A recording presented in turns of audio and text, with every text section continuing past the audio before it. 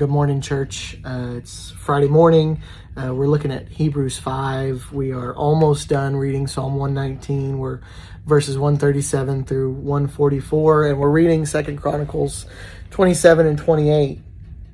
But this morning, I want to take just a moment and look at Hebrews chapter 5 with you all. If you read the first 10 verses of Hebrews chapter 5, it's talking about how they're the high priests of Aaron, they're the high priest of the Levitical order, and how Jesus, though he is not by genealogy a Levite, not of the line of Aaron, how it is that he was able to be made a high priest before the Lord. And he gives some examples of that there and references Melchizedek, who we see in Genesis.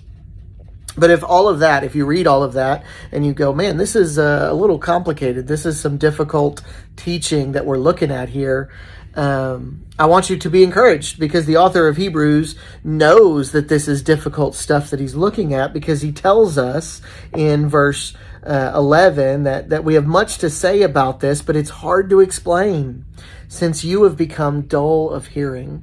And I think to understand this better, you look backwards a couple of chapters to what we read earlier in Hebrews. And in the second chapter of Hebrews, right at the beginning of the letter, he gives this command. It's the first command in the letter, which is to pay much closer attention to what we have heard, lest we drift away from it. And so here again in chapter 5, he is back to this message that there are deep things in the gospel.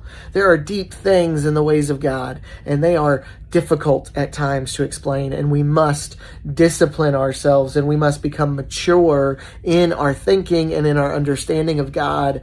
And the only way we can do that is to have our powers of discernment trained by constant practice to distinguish good from evil. And so I hope that over the course of these months and weeks and days that you have been studying the Word of God, you have been training your mind and your powers of discernment so that you can discern good from evil and right from wrong, and understand more about how great Christ is and how he is truly our high priest who is always making intercession on our behalf. And isn't that a wonderful truth to hold on to today?